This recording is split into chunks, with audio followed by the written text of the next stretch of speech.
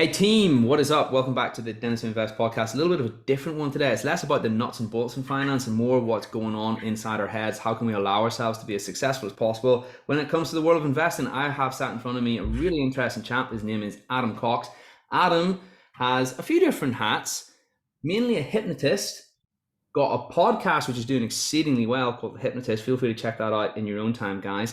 One of the main things that Adam does is that he is a wealth coach, so to speak, or he allows individuals to understand what limiting beliefs they have in their head whenever it comes to their wealth journey, and then overcome those and be as successful as they can possibly be. Adam, have I done a good job of describing you, or are you just going to say, James, that was all that? Let's start again. No, it's a fantastic introduction. I think for me, two real passions. One is hypnosis. I was started taking an interest in hypnosis from being, about 13, 14, seeing a stage hypnosis show and reading a few books on hypnotherapy.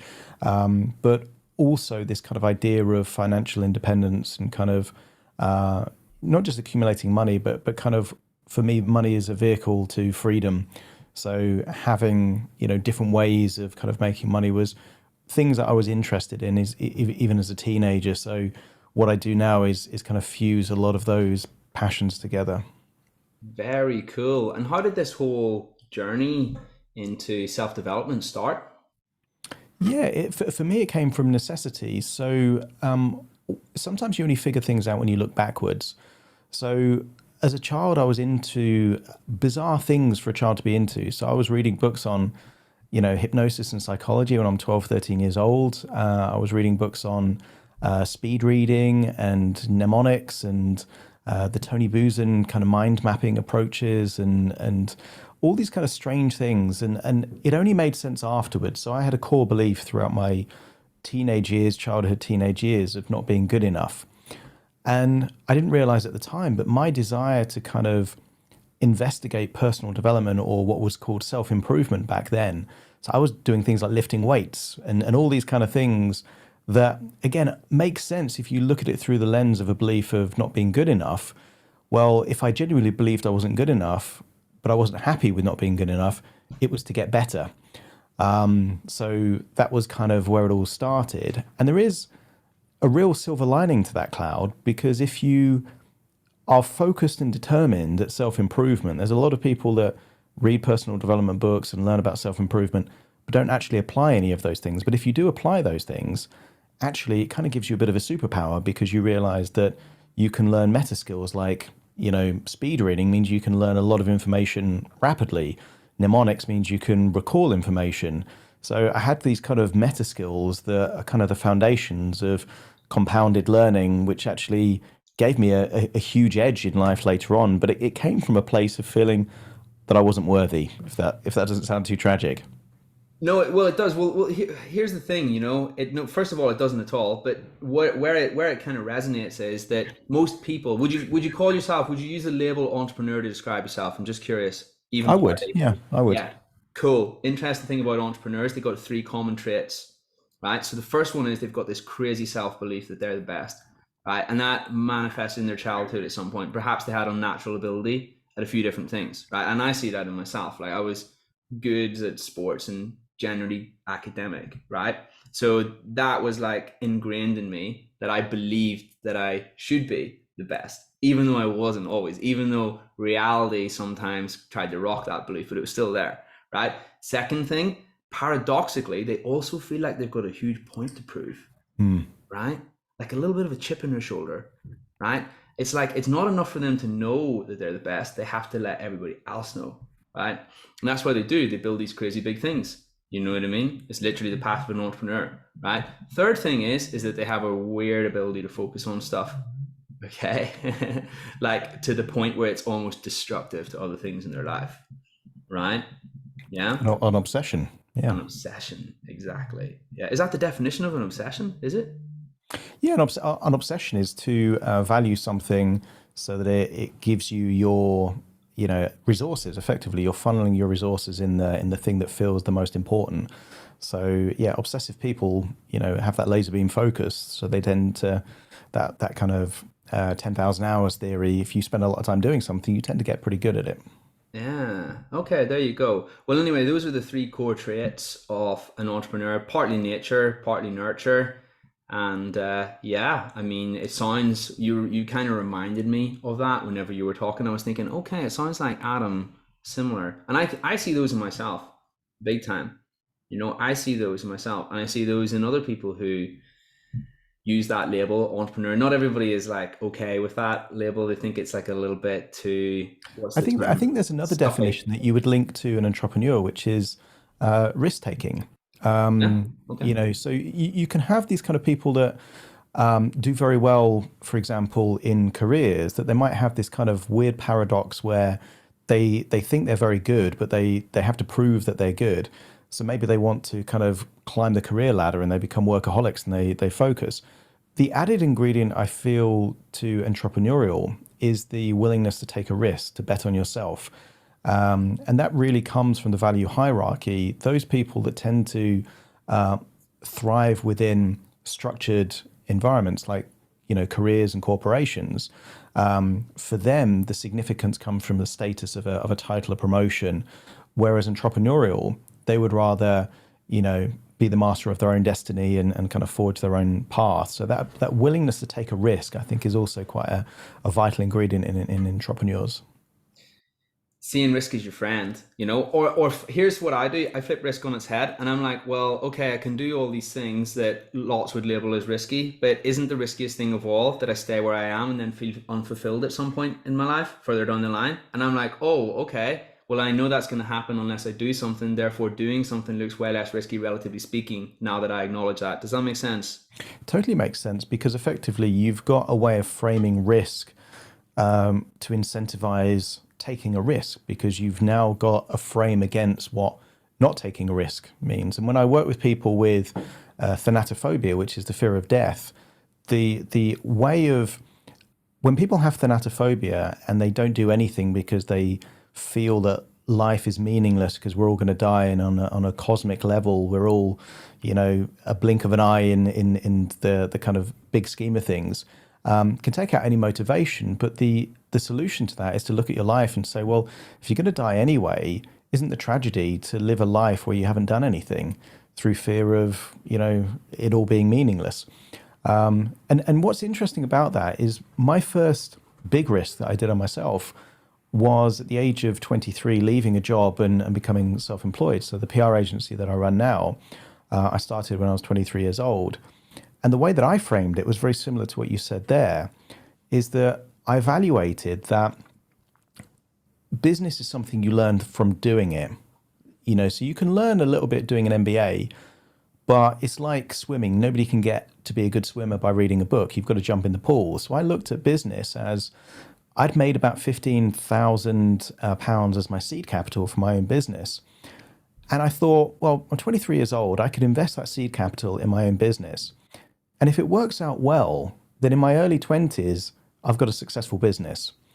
But if it doesn't, the lessons that I learn in that kind of 1, 2, 3 years, plus the money I invest, is going to be worth more than any intense course in business that I could ever experience.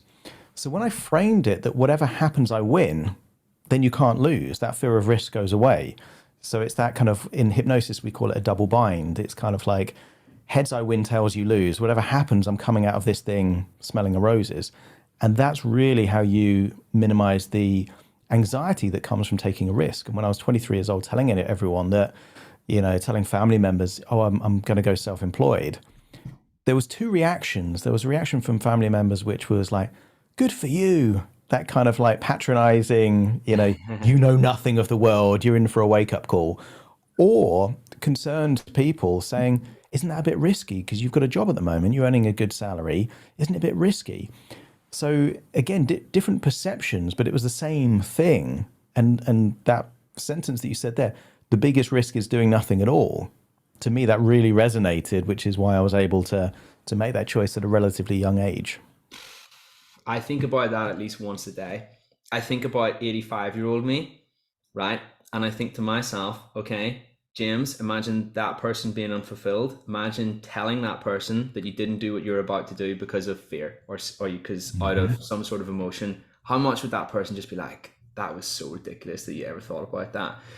I'm gonna just touch on three quick things, and then I want to get into some like real meat and bone stuff about limiting beliefs that you commonly observe. So the first one of those things is that there's that survey, isn't there, about people in the Australian nursing home, and you might, what's that? I can't remember the lady's name, but it's a famous one. It was a famous TED talk, wasn't it? The 5 biggest regrets, I think. Oh, was it? It's a TED talk as well, right? So anyway, Yeah. number one is that so for context, people who are listening went to surveying an old people's home in Australia, surveyed like 500 people who were 85 and over. And this lady asked them, what's your biggest regrets in life, right? And number one was that I didn't do what I wanted to do out of fear. I didn't live a life true to me, right? Now, if that's what the people who are 85 are literally saying, okay, there's a really good chance that we'll probably say that to ourselves, unless we live a life that's a little bit different from everybody else, because that's what most people are saying. And if most people live the average life, then most people have that logic. So we've got to be extraordinary. Are you with me? Yeah. Exactly. Yeah. That's the first one, right? Second thing is we were talking about meta skills just as earlier on, right? One of the meta skills, in my opinion, like probably the only thing you need to get really good at is talking and being good with people. And the reason for that is, naturally, if somebody else can do the thing that you need done and you're able to talk to them and communicate well, you can get the thing done. You don't have to learn how to do the thing. You with me? True. And there's a vast ocean of talents and skills out there, right? So if you can communicate with these people who can do it, then wonderful, which is why, in my opinion, self-awareness and being an amazing communicator and being a good dude are some of the most important traits that you can have in business, which is why there's something that I try to work on all the time. And I would encourage anybody to work on, because I really feel like lots of doors open for you. And I say that with compassion and love, right? And they are stuff that we have to work on, right? They're not things that come naturally to everybody. Even if we do have those traits, we still have to work on it. Are you with me? And then there was the third thing. What was the third thing? It's evaporated out of my head, was the third thing. Hopefully it's going to come back to me as the podcast goes on. But I feel like those two, there was some meat on the bone with those two to digest anyway. So maybe the third thing will come back to me. Anyway, not to worry, moving swiftly on. So naturally, Adam, a lot of what you do is uncover the limiting beliefs, the hidden barriers that people have whenever it comes to being as successful as they possibly can. And surely through doing this for the time that you have done, you must notice that there's some common themes. There's some relatively common ones that you see all the time. There is, yeah. And the first one we've already touched on a little bit, which is beliefs about risk. And risk for a lot of people is linked to undesirable consequences. So when people have this kind of evaluation of undesirable consequences, the default for a lot of people is to do what is safe.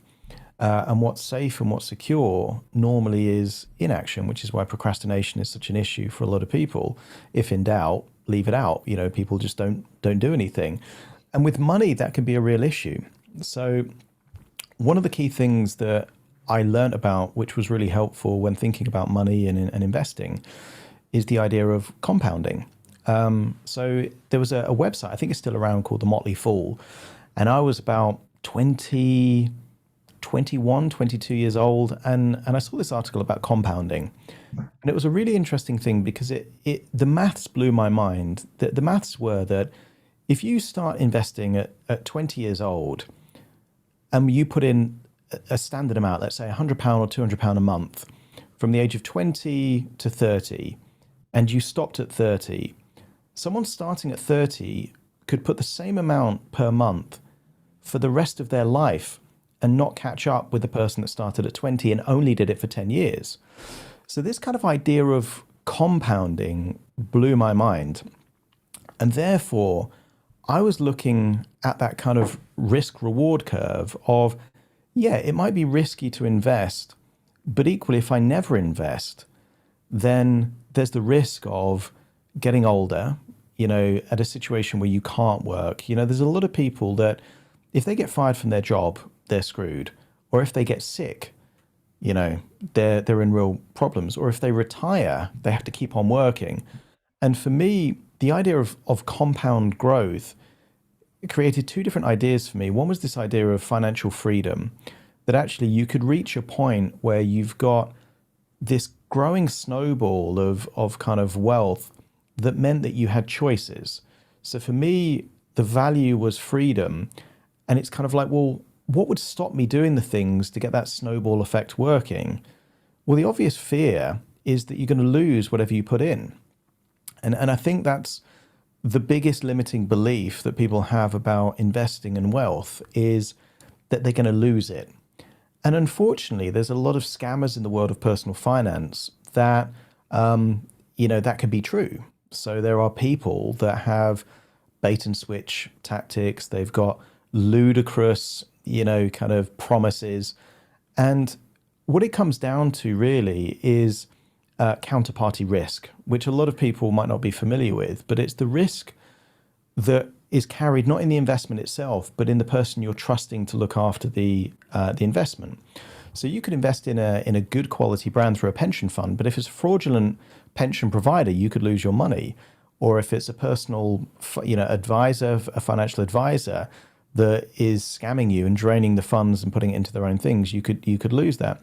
So the biggest fear is that people are going to lose their money, and it comes down to trust or the economy. Those are the two key things that propagate this idea of risk.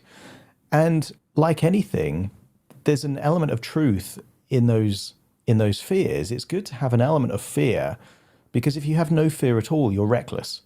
So the purpose of fear in terms of financial freedom is to mitigate your risks by good research, due diligence, diversification. There's things that you can do. But the key limiting belief is that money investing could lead to you losing it, which nobody wants to do, because if you work hard for your money, the last thing you want to do is to lose it, or what money represents. And unfortunately, a lot of people have beliefs about money which is linked to either the idea that it's fundamentally bad, and this comes from the idea of a zero-sum game. So in a lot of games like poker, for example, if I've got more chips, it means you've got less. Now, if you think of money in that zero-sum game and you're a good person and you believe, well, I've accumulated a lot of money here, which means there has to be other people in the world that have less, then you're going to self-sabotage that at some level, because you don't want to be greedy. And there's that idea that having too much money than you need is greed. So it can link to that, but it can also link to this idea of when it comes to money, that it's almost fundamentally corrupt. There's unfortunately a lot of high-profile people, billionaires and very wealthy people that are, they use their money for, let's say, negative outcomes. And then if you've got that association, the idea that money is evil, again, you have people that fundamentally steer away from the kind of things that would give them freedom. So when I'm working with people, it's really almost reverse engineering to discover what are the beliefs that are clogging up the whole thing and making it possible for them. And once you find them, as a hypnotist, it's relatively straightforward to change a belief, but you don't want to be changing beliefs that are good. You want to be changing the beliefs that are not useful. So I feel like my job is to play detective and kind of figure out what's the limiting belief? What's the thing getting in the way of actually making progress? So cool, right? And I feel that people underestimate the power of the subconscious, general low-level chatter that's going on all the time. It's like if you have that belief, you're going to feel uneasy about pursuing a business interest because you believe money is fundamentally bad. You feel icky when you're even talking about it or you're pursuing it, right? Whereas if you have the belief that you're serving someone else and that you both win whenever you work together and money is the facilitator to that transaction, oh my God, right? All you did was you changed how you thought about it, right? It makes such a big difference, because my belief about money is that the amount of money I have is a reflection of the value that I've contributed to society and the world. Therefore, the more money that I accumulate, the more good feelings I have. It's like, well, I've had an impact on this world in my brief time that I'm here. It makes me feel good. But if I had the zero-sum game mentality, then sometimes you hear people's belief systems in conversations. It's kind of like, well, how can Elon Musk have all that when there's people starving in Yemen and this kind of thing? It's fundamentally it's a misunderstanding of what money is. Money's value. That's what it really is.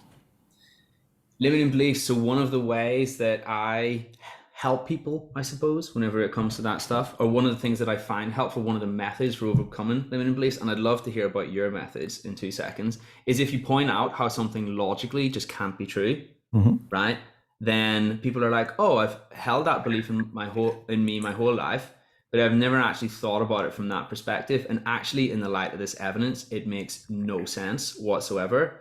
And then only at that point, they're open to perhaps building a new belief, which is more conducive to getting them to where they want to go. So to your point, the thing that you were saying, believing that, I feel like believing that if you have more, I suppose, than other people, if you have that belief that basically they're missing out, the more you have is the more they lose out.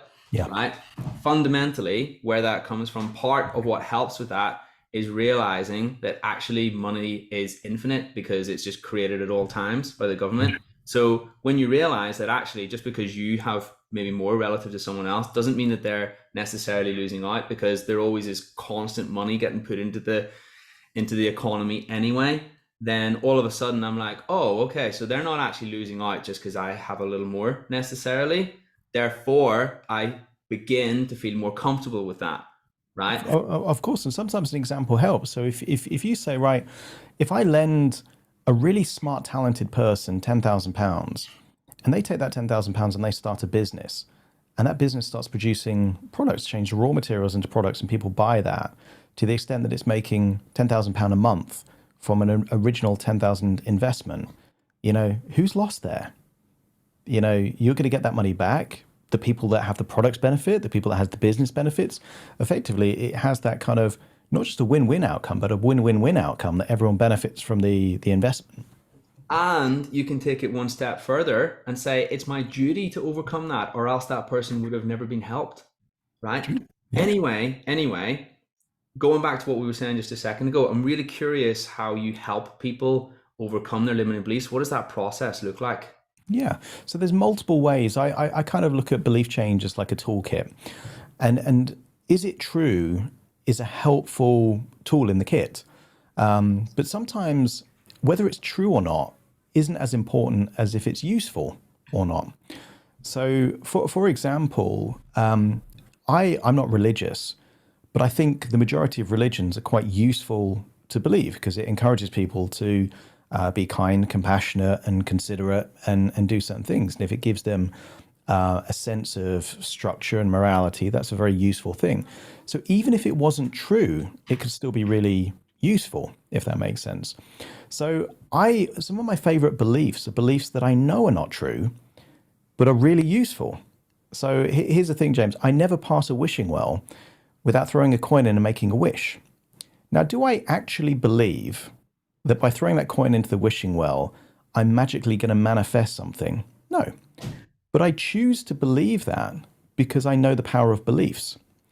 And if I have a placebo effect where I've now got an intention and that activates my reticular activating system, that increases my ability to notice certain key things that at some level create a ripple effect that then that thing happens, well then that 50p I threw down the well was a massive investment.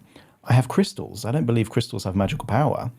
But if I have a belief system that certain crystals link to, certain things like, let's say, creativity or relaxation or citrine, for example, attracting wealth, I'm a big believer in belief systems, and they don't have to be true for me to believe them. So when I'm working with clients, I will start with, is that true? And a lot of people don't evaluate if it's even true. They've just picked it up from things they've heard or things they've seen in the media and that kind of stuff. And it's like, once you identify that something isn't true, it's very hard to keep holding that belief. But then if it's not true and it's not useful, well, then it's almost a poison for that belief system. And my metaphor belief systems is that you can't plant a tree if there's already a tree planted. So step one in belief change is you've got to use a dental term, extract the initial belief before you can put the implant in. You can't have the new one, the new tree in the old location of the tree. So we've got to figure it out and remove that. And then there's this void. Nature, like the mind, doesn't like a vacuum. So when you've when you've got that void, you can plant a new belief system. There is a reason that people with religious beliefs tend to, by and large, have the religion of the culture that they're brought up in. But it's relatively difficult to change a religious belief if that belief is already ingrained. You tend to have the, this kind of momentum. So it requires some kind of change. Most people have not audited their beliefs about money or investment or wealth, and therefore they're just walking around with these kind of beliefs that quite often aren't true, most of the time aren't useful, and they're just kind of carrying around with those kind of things. Now, once you identify the, to use therapy terms, disempowering or limiting belief, well, then you're step one to challenge that. So you can challenge that by saying, is it true? Is it useful? Or creating emotional leverage. What's the consequences of believing this? How has it harmed you in the past? What's it cost you? And quite often, holding a limiting belief or disempowering belief, there's an opportunity cost. Quite often I have the metaphor that belief systems are gateways to resources. So for example, if you believe that it's risky to start a business, even if you've got a great idea for a business, you're probably not going to launch that business. So your enthusiasm and excitement to launch a business is shut off. It's like the vault is closed. If you believe that, okay, there are risks attached, but you can mitigate the risks through competency, you suddenly open up that doorway to the emotions, and those emotions then suddenly mean that that's possible for you. So you can almost look at it like a stop tap in plumbing. It's kind of like, well, all those resources that are flowing through are limited based on the belief systems. So if you change a limiting belief to an empowering belief, suddenly all these amazing resources and emotions can kind of flow, and then you get the self-fulfilling prophecy, because when you believe something, you tend to take action, and when you take action, you tend to get results, and that reaffirms the belief that you're on the right path. Where this gets complicated with investment is that the primary emotions that drive investment decisions are fear and greed. And if you don't want to be so emotive about it, you could change greed for desire. Basically, what you want and what you want to avoid are the two dominant emotions in investing. But the paradox of investing is that normally the absolute worst time to invest is when, on the fear and greed index, that greed is high, that everyone is piling into this market because they're convinced it's easy money. And generally, you're buying at the peak of the market. In that context, you're normally the exit liquidity for the smart money that's deciding, right, this is oversold, time to get out. And paradoxically, the best time to get into a market is normally when everyone's saying that the world is coming to an end and the sky's falling down. Normally, when fear is at its highest, generally that is priced into the market, so you can get assets at discount prices. So when I bought my properties, I've got about 10 properties. I bought the vast majority 2008, 2009, 2010 after the credit crunch, because everyone's like, oh, the market's ruined. I'm getting property at half the price of their previous sold price, let alone their kind of peak value. When I buy a lot of shares and stuff, I bought a lot of tech shares 6 months ago because I could see that a lot of the tech shares, it's all doom and gloom and like Facebook's laying off staff and that kind of stuff.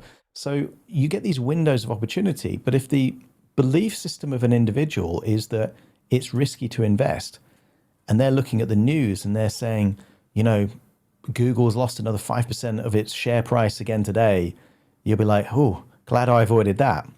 But the paradox is that if you have the belief system that the biggest opportunity is when fear is at its highest, then suddenly you're getting the same asset at a discount. So you get these windows of opportunity, but they're inextricably linked to the belief systems that you have about that particular thing. What I'm normally pretty good at is helping people to recognize those belief systems and creating a change. And sometimes that's challenging the belief system. Sometimes it's things like clinical hypnotherapy. Sometimes it's just a metaphor. With the right metaphor, you get people seeing the same thing in a different way. And then it's like, I've never thought about it that way before. And then that enables them to make an entirely different decision because it's a paradigm, it's a framework to evaluate things differently. That's so cool. And this is something that you touched upon during when you were speaking. So it's like this, obviously we can have different people with different objectives, right? And here's the thing, there's no right or wrong belief necessarily. They can have, because their objectives are different, they can have different beliefs.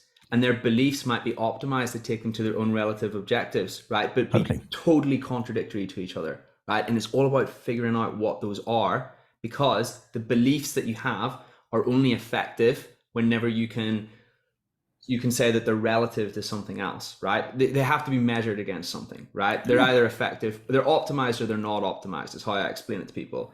Optimized means they're going to take you towards your goal in the most effective way, right? Even though some people might say, well, you know what, I don't agree with your belief, or that sounds silly, right? But you keep it anyway because you know that it's more likely to facilitate you reaching that goal, right? You said something, if I've understood correctly what you're saying, this is what I say to people all the time, right? So here's the thing, let's go back. You said something really interesting just then about auditing beliefs. How does one audit their beliefs? Yeah, the way that you start is by giving it an element of importance. So the meta belief about beliefs, so anything meta is kind of like at the highest possible level. So a meta belief is beliefs about beliefs. So one of my beliefs, I've got two meta beliefs that are quite useful. And again, I use the word useful because they don't have to be right or wrong. But if you believe them, then they can be helpful. So I have one meta belief, and that is that I can change a belief whenever I want. Because if you don't believe that you can change a belief, then that becomes a self-fulfilling prophecy. But if you believe that beliefs can change rapidly, then that's a good belief, because then you can change beliefs quicker. So I have a belief about beliefs that they can change, but also that beliefs itself have a cause and effect relationship. So as you change a belief, it then influences lots of other things as a ripple effect. So generally, beliefs are normally linked to values, and then the beliefs influence the emotions that you feel. And then the emotions that you feel tend to influence the thoughts and actions that you take. And the thoughts and actions that you take influence your environment and the quality of life that you have. So the auditing belief element is that if you can believe anything that you want, and you have a belief about that, and that you can change any belief, well, then you arrive to the conclusion that, well, it makes sense for me to have the best beliefs possible and to remove the beliefs that are the most limiting and harmful or disempowering at some level. And then you almost, to use a metaphor, become a gardener of your own belief systems. You want to keep the flowers and remove the weeds. But to get to that point, it wouldn't make even sense to do an audit unless you believe that you can change your beliefs and that you can have new beliefs that are useful. So it's kind of like a little game. But once you have that belief, and it takes some people longer to get to that idea that you can kind of change your beliefs. Just as a side note, the way that I get people to create the belief system that they can change their beliefs is by letting them know they've already done that. So normally I ask someone, I would say, when you were 4 or 5 years old, did you believe in Santa Claus? And they're like, yes. And it's kind of like, okay, was that excitement real on Christmas Eve when you thought Santa was going to deliver those presents? Yes. Okay, so you had real emotions linked to Santa coming, but was Santa real? It's kind of like, no. Okay, so you had a real emotion connected to a belief that wasn't real, and how difficult was it to get that excitement back when you knew Santa wasn't real? It's like, oh, that was hard. And how quickly did it take for you to no longer believe in Santa? And normally they regress, they have a little flashback of an older sibling saying, oh, Santa's not real, or a friend at school. And it hits them at like that moment in Sixth Sense where you realize like he was dead all along. It's like, oh, right, like, it's all been a lie. So it's kind of like, so they have evidence that they can change a belief within their own life. It's kind of like if you said, right, you completely change your belief as to whether or not Michael Jackson was alive the moment you knew he was dead. Okay, so you changed a belief in a second. It's just some of these beliefs are kind of contextual, peripheral beliefs, and some are identity beliefs or meta beliefs that have a huge impact. And when you change that meta belief or that identity belief, it has a huge impact. You know, that's the kind of the road to Damascus kind of epiphany. It's kind of like, who am I really? Like you were a dentist, and then you had some kind of realization about who you really were, and you had a belief change at your identity. And from that point onwards, you couldn't have gone back to just being a dentist. You fundamentally saw your role differently. So everyone has got these experiences of belief change, And that's an important place to get people to, because once people accept that they've already changed beliefs, then the next logical question is, well, what are the beliefs that would be most useful for you to change right now? And what I tend to do to get to that audit is I'll use anecdotes, or I'll say, look, a lot of people believe that, the money is kind of risky to invest. Does anyone here believe that? And if they raise their hand, it's kind of like, okay, well, clearly you believe that. Or you can believe this idea of, like, for example, children that grew up in a home where if they didn't spend the money in their piggy bank, their siblings would spend it.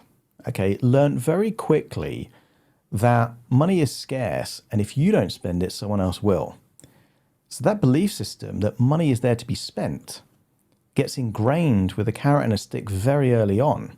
But if you grew up in a household where you were encouraged to have a savings account and you could see that money grow, and by not wasting it on sweets, you would then had more for something more important later, and you grew up in an environment of delayed gratification, those two people have very different belief systems about money. There are some people that have a compulsion that if they have money on a credit card or in their bank account or in their wallet, they are like an obsessive compulsive. They will not be able to remain calm unless they've spent that money. It's gnawing away at them. Equally, you get other people that have a different belief system that, okay, having a rainy day fund of money is their security. Well, that's an entirely different belief system, but it's massively going to influence their choices and their decisions. So the audit comes from a level of self-awareness to say, what's my beliefs on this? Do I believe that? And then if they do believe it, what's it costing me by believing it? And if that's detrimental and you believe that you can change it, well, then it's kind of like, what would I like to change it to? And all this sounds like, almost like Harry Potter kind of magic, but it's kind of like, it's something so important, because if you believe, and the interesting thing with the belief system is that you act as if it's true. That's the nature of what defines a belief system. You act as if it's true, whether it is or it isn't. So there are people that grew up in, really religious cults, for example, that believed that, if they did certain things, they would go to hell, and it's kind of like, and if you did those things, then you would have that kind of visceral reaction. You'd have people with panic attacks and all kind of stress reactions, because people can believe pretty much anything. And if you're not sure if that's true, everyone knows at least one conspiracy theorist. I love speaking with conspiracy theorists because they are evidence for me that humans have the capacity for two things. One, they can believe anything. And secondly, you can have cognitive bias to protect that belief. You find references to back up whatever you believe, yes, and you have strategies to contradict or dilute anything that contradicts your belief system. Humans can believe anything. Therefore, why wouldn't we believe the most empowering, useful belief systems that exist? And when it comes to money, there are certain belief systems that are really, really useful to believe because it can change your life. I love that. I love everything that you said then. And it was really amazingly articulated as well. The Santa Claus belief just absolutely hits flipping home, because everybody's like, oh my goodness, that is so true. Right. And then when you understand that actually that belief was fallible, even though it felt so damn real at the time, right, then it makes you think, doesn't it? And the way I sometimes explain this to people is this. I say, okay, listen, if you thought that everything outside the front door of your house was lava, you would literally never go outside, right? Because you think that you perish.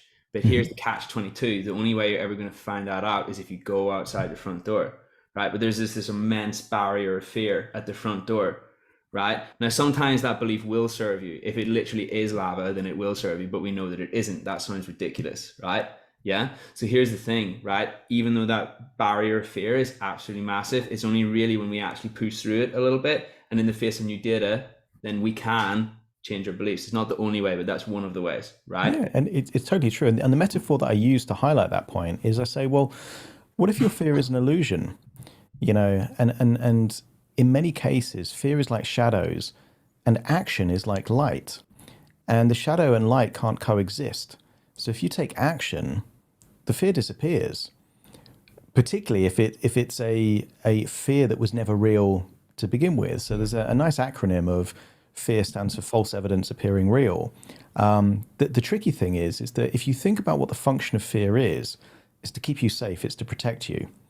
But one of the problems of fear is that most people deal with fear by avoidance.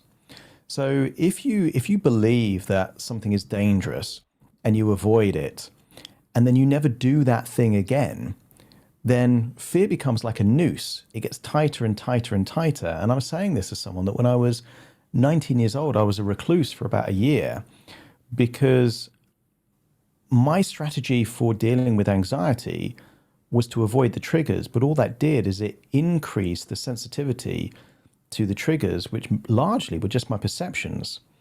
Now, to use the analogy, I mean, I was almost an agoraphobic at that particular point. So my heart was beating at 200 beats per minute. I had one of those old Polar heart rate monitors just opening the door to my bedsit. So it did feel like the floor was lava. It felt like I was going to die if I left my apartment. So you can have real intense emotions. And the fallacy that a lot of people come to when it comes to belief systems, if they have a real visceral emotion, then there is a belief system that the belief that is causing that emotion must be real because they've got a real reaction to it. Okay? It's a fallacy. It's a false belief system. But if every time you feel that thing, you avoid the thing, well, then you have a self-fulfilling prophecy because you can never reach the point of contradiction. So there's this kind of meme that says, you know, the reason that you haven't seen pink elephants hiding in trees is because they're so good at hiding in trees. Well, it's kind of like, no, there's no pink elephants in trees. Yeah, because they're so good at hiding. There's certain ways of believing about things that will always give you evidence that it's real, even when it's not. And that's where you get these kind of really destructive loops. And there's a lot of those destructive loops in money because people think, right, investing's risky, so they never do it. And then when they read the newspaper and they hear about a scam or they hear about prices going down, they're like, see, you know, I'm the smart one because I never did that thing. And that cognitive bias means that they ignore those people that could retire at the age of 40 because they made smart investments. It's like, nah, they're just trying to sell some kind of scheme. You know, if you look at it through the lens of that, you're gonna have that cognitive bias where you cherry pick everything that supports your belief system and ignore everything that doesn't. But if fundamentally it keeps you trapped and you've got to work for the rest of your life and certain things happen and you're left high and dry, well, then that's going to become true for you. So when I created Hypnotic Wealth, it was designed to enable people to effectively audit, you know, the 10 beliefs that are the most disempowering when it came to money, but more importantly, provide the hypnosis sessions to enable them to change those belief systems and to feel comfortable with risk. And the way that you feel comfortable with risk is that you take out this binary idea of all or nothing. A lot of people will look at money and they'll say, right, you know, no, I could lose it all. It's like, well, why would you invest it all? You know, whereas if you start looking at investing or business as a game where you want to get good at the game with low stakes, it's a whole different thing. You know, then it's kind of like, you know, it would be risky to drive 200 miles the very first time that you pass your test.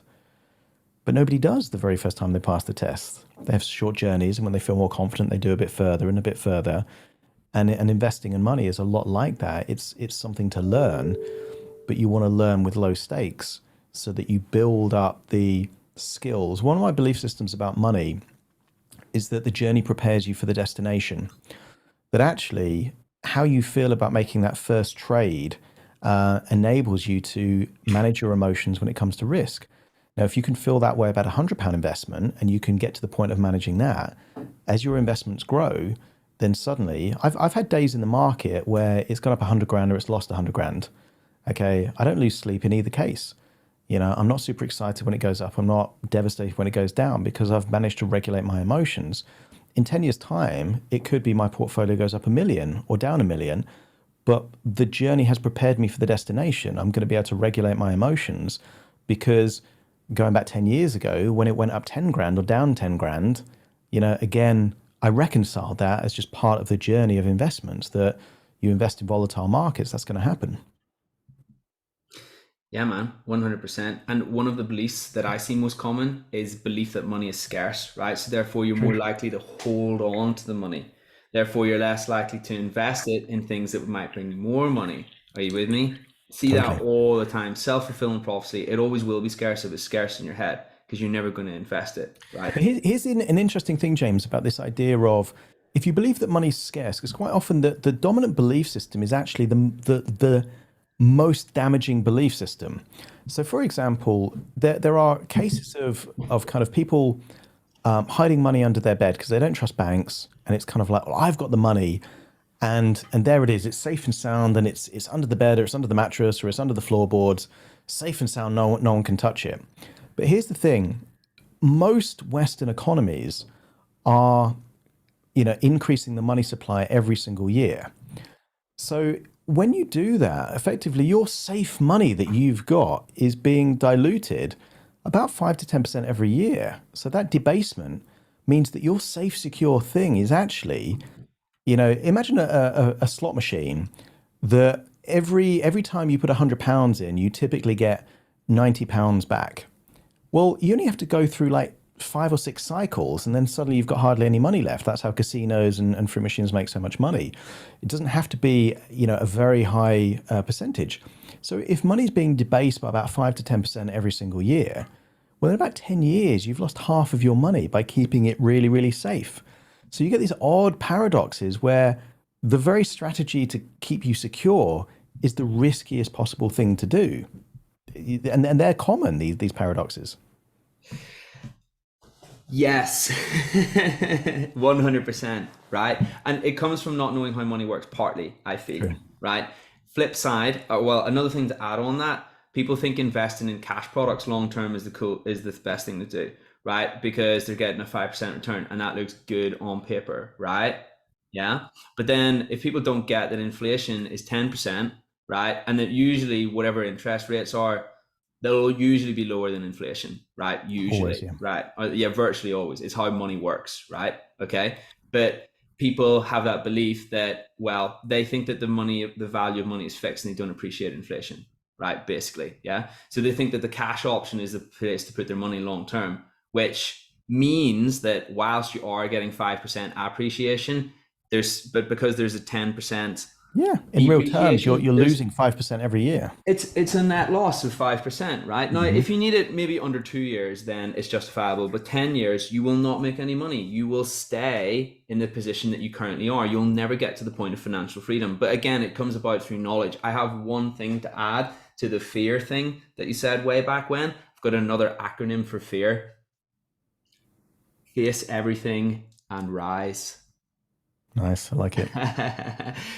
We're going to wrap up in about 2 seconds. Adam, what I'm really curious to know, through all your experience with helping people with this stuff, what are the top 3 limiting beliefs that you see most commonly? Yeah, that limiting beliefs around money is that it's risky to invest. I would say it's riskier not to invest. Boom. So that's number one. That it's a zero sum game, I think, is another. And actually, the nature of money is that if you believe it in terms of creating value, then it's limitless. The money supply in the world is trillions and trillions. Go back 100 years, it was billions. Go back 100 years before that, it was almost non-existent. So it's kind of like, so we've got all this infinite kind of money. It kind of expands.